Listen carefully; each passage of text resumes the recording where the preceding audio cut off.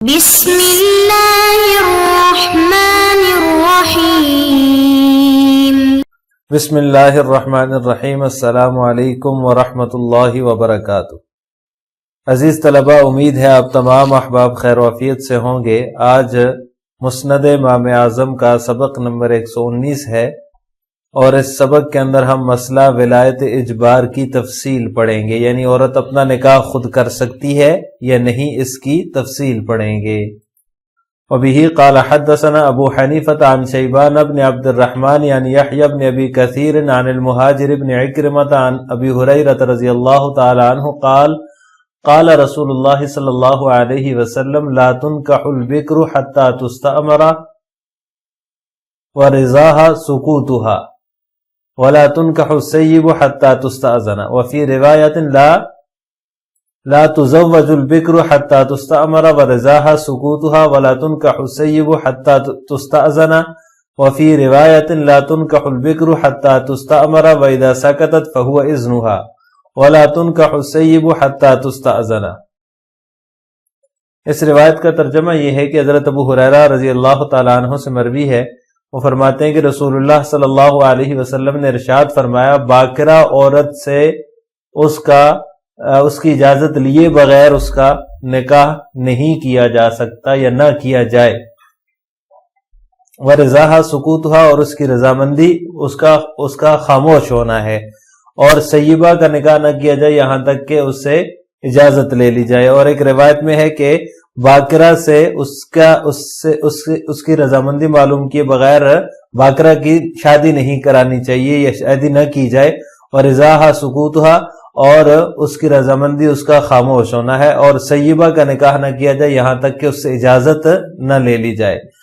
اور فی روایت، اور ایک روایت میں ہے کہ لا تنکح البکر حتی تستأمر، باکرہ کا نکاح نہ کرایا جائے یہاں تک کہ اس سے اجازت لے لی جائے۔ وَإِذَا سَكَتَتْ فَهُوَ إِذْنُ، اور جب وہ خاموش ہو جائے تو اس کی خاموشی ہی اس کی اجازت ہے۔ وَلَا تُنْكَحُ السَّيِّبُ حَتَّى تُسْتَأْذَنَ، اور سیبہ کا نکاح نہ کیا جائے یہاں تک کہ اس سے اجازت لے لی جائے۔ عزیز طلبہ، اس روایت کے اندر ولایت اجبار کا مسئلہ ہے کہ ولی کو جو ہے وہ ولایت اجبار کب حاصل ہے، اور عورت اپنا نکاح خود کر سکتی ہے یا نہیں کر سکتی۔ تو اس حوالے سے فقہا کا اختلاف ہے۔ جمہور اور ائمہ ثلاثہ جو ہے وہ فرماتے ہیں کہ عورت اپنا نکاح خود نہیں کر سکتی، ولی کی اجازت ضروری ہے۔ اپنا نکاح اگر عورت نے کر لیا تو اس کا نکاح منعقد نہیں ہوگا۔ احناف کا مسلک یہ ہے کہ عورت کا ولی کی اجازت کے بغیر نکاح کرنا، یہ نکاح منعقد ہو جاتا ہے بشرطے کہ عورت آزاد ہو، عاقلہ ہو، بالغہ ہو۔ ولی اگر اجازت دیتا ہے، ولی موجود ہے تو اس کا ہونا بہتر ہے۔ یہ احناف کی ظاہر الروایہ ہے، یعنی ظاہر الروایہ کے مطابق عورت اپنے ولی کے بغیر، ولی کی اجازت کے بغیر اگر نکاح کرتی ہے، وہ عاقلہ ہے، بالغہ ہے، آزاد ہے، تو اس کا نکاح منعقد ہو جائے گا۔ لیکن جو حسن بن زیاد رحمہ اللہ تعالی سے روایت ہے احناف کی، وہ یہ ہے کہ عورت اگر کف میں نکاح کرے گی تو اس کا نکاح کف میں منعقد ہو جائے گا، غیر کف میں منعقد نہیں ہوگا۔ یہی مفتہ بہ قول ہے، یعنی راجح اور مفتہ بہ قول یہی ہے کہ اگر عورت اپنی مرضی سے نکاح کرتی ہے اور وہ کف میں کرتی ہے تو نکاح منعقد ہو جائے گا، اور اگر اپنی مرضی سے نکاح کرے ولی کی اجازت کے بغیر غیر کف میں تو وہ نکاح منعقد نہیں ہوگا۔ احناف کے دلائل میں سے پہلی دلیل جو ہے وہ آیت کریمہ ہے فَلَا تَعْضُلُوهُنَّ يَنْكِحْنَ أَزْوَاجَهُنَّ۔ اب یہاں پر دیکھیں اس آیت کے اندر نکاح کی نسبت عورت کی طرف کی گئی ہے، تو یہ اس بات کی طرف اشارہ ہے کہ عورت اپنا نکاح خود کر سکتی ہے۔ تو اس سے استدلال کرتے ہوئے احناف کہتے ہیں کہ عورت اپنی مرضی سے نکاح کر سکتی ہے ولی کی اجازت کے بغیر، جو عاقلہ ہو، بالغہ ہو اور آزاد ہو۔ دوسری دلیل یہ ہے فَإِذَا بَلَغْنَ أَجَلَهُنَّ فَلَا جُنَاحَ عَلَيْكُمْ فِي مَا فَعَلْنَ فِي أَنفُسِهِنَّ بِالْمَعْرُوفِ۔ یہاں پر یہ ہے کہ وہ اپنے بارے میں جو ہے وہ معروف کے مطابق جو ہے وہ معاملہ کرنا چاہیں۔ فَعَلْنَ فِي أَنفُسِهِنَّ کے الفاظ ہیں جو اس بات پر دلالت کرتے ہیں، واضح ہیں کہ عبارات النساء سے نکاح منعقد ہو جائے گا، یعنی اگر عورت اپنی مرضی سے نکاح کرتی ہے تو اس کا نکاح منعقد ہو جائے گا۔ اسی طرح تیسری آیت کریمہ ہے احناف کی دلیل فَإِن طَلَّقَهَا فَلَا تَحِلُّ لَهُ مِن بَعْدُ حَتَّى تَنكِحَ زَوْجًا غَيْرَهُ، کہ اگر فَإِن طَلَّقَهَا فَلَا تَحِلُّ لَهُ مِن بَعْدُ حَتَّى تَنكِحَ زَوْجًا غَيْرَهُ، وہ پہلے شوہر کے لیے تب حلال ہوگی جب وہ کسی دوسرے شوہر سے نکاح کر لے. تو یہاں بھی نکاح کی نسبت جو ہے وہ عورت کی طرف ہے. تو اس سے بھی پتہ چلا کہ نکاح جو ہے وہ اپنا نکاح عورت خود کر سکتی ہے، ولی کی اجازت کے بغیر کر سکتی ہے. اسی طرح حضرت ابن عباس رضی اللہ تعالی عنہما سے مروی روایت ہے کہ جو اس سے مراد سیبہ ہے وہ اپنی جو ہے وہ زیادہ حقدار ہے. تو اس سے بھی پتہ چلتا ہے کہ عورت اپنی مرضی سے نکاح کر سکتی ہے، یعنی سیبہ کو اس بات کا زیادہ حق حاصل ہے کہ وہ اپنا نکاح کسی سے کرنا چاہتی ہے دوبارہ تو کر سکتی ہے. اور حضرت عائشہ رضی اللہ تعالی عنہا نے اپنی بھتیجی کا نکاح ان کی والد کی غیر موجودگی میں کروایا تھا. تو یہ بھی اس بات کی دلیل ہے کہ عورت اپنی مرضی سے نکاح کر سکتی ہے، لیکن اس کے لیے شرط یہ ہے کہ وہ عاقلہ ہو، بالغہ ہو اور آزاد ہو. اور اس کے ساتھ ساتھ جو مفتبی قول احناف کا اس کے مطابق یہ ہے کہ وہ کف میں نکاح کرے، اگر غیر کف میں کرے گی تو نکاح منعقد نہیں ہوگا. جمہور ائمہ ثلاثہ کے دلائل میں سے حضرت عائشہ رضی اللہ تعالی عنہا کی روایت ہے کہ آپ صلی اللہ علیہ وسلم کا ارشاد ہے کہ جو عورت اپنے ولی کی اجازت کے بغیر نکاح کرے تو اس کا نکاح باطل ہے، اس کا نکاح باطل ہے، اس کا نکاح باطل ہے. 3 دفعہ آپ صلی اللہ علیہ وسلم نے فرمایا کہ اس کا نکاح باطل ہے. تو اس سے پتہ چلتا ہے کہ عورت اپنی مرضی سے نکاح نہیں کر سکتی. اسی لیے جمہور اور ائمہ ثلاثہ جو ہیں وہ ولی کی اجازت کے بغیر نکاح کے منعقد ہونے کے قائل نہیں ہیں.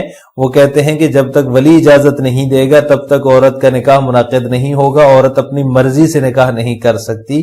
اس کی وجہ یہ حدیث ہے کہ جو عورت بھی اپنے ولی کی مرضی کے بغیر نکاح کرے تو اس کا نکاح باطل ہے، اس کا نکاح باطل ہے، اس کا نکاح باطل ہے. اس کا جواب احناف کی طرف سے یہ دیا جاتا ہے کہ یہ حدیث ضعیف ہے اور ضعیف حدیث سے استدلال صحیح نہیں ہے.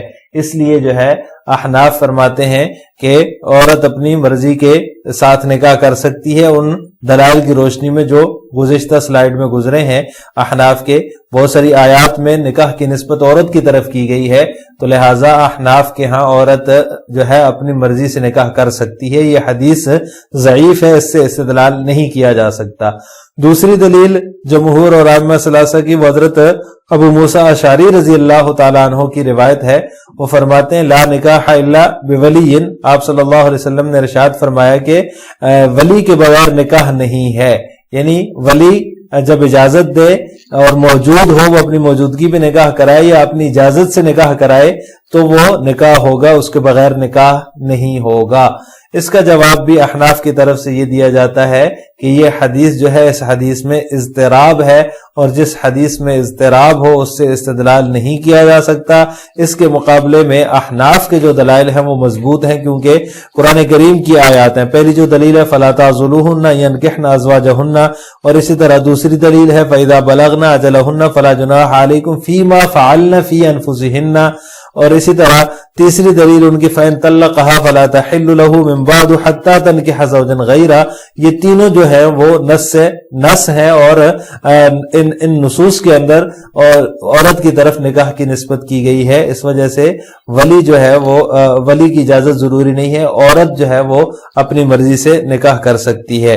حضرت ابن عباس رضی اللہ تعالی عنہما سے بھی جو مروی ہے کہ سیبہ جو ہے وہ اپنے آپ پر زیادہ حق رکھتی ہے. تو اس وجہ سے بھی احناف کا یہ مسلک ہے. یہ جو 2 روایات ہیں جمہور اور ائمہ ثلاثہ کے دلائل کی، ان میں سے پہلی جو ہے وہ ضعیف ہے اور دوسری کے اندر اضطراب ہے. اس وجہ سے ان سے استدلال کرنا درست نہیں ہے.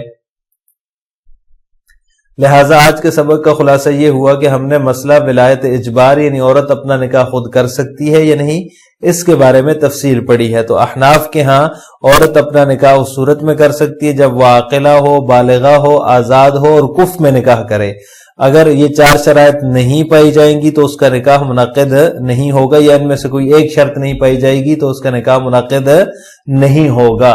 جبکہ جمہور اور ائمہ ثلاثہ کے نزدیک جو ہے وہ عورت اپنی مرضی سے نکاح کر ہی نہیں سکتی، ولی کی اجازت کے بغیر اگر اس نے نکاح کیا تو اس کا نکاح منعقد ہی نہیں ہوگا۔ آخر میں آپ سے 2 سوال ہیں۔ نمبر 1، عورت نے اپنی مرضی سے نکاح کر لیا تو نکاح منعقد ہوگا یا نہیں؟ نمبر 2، احناف کیا عورت کے ولی کی اجازت کے بغیر نکاح منعقد ہونے کی شرائط کیا ہیں؟ ان دونوں سوالوں کا جواب آپ نے کمنٹ باکس میں دینا ہے۔ السلام علیکم ورحمۃ اللہ وبرکاتہ۔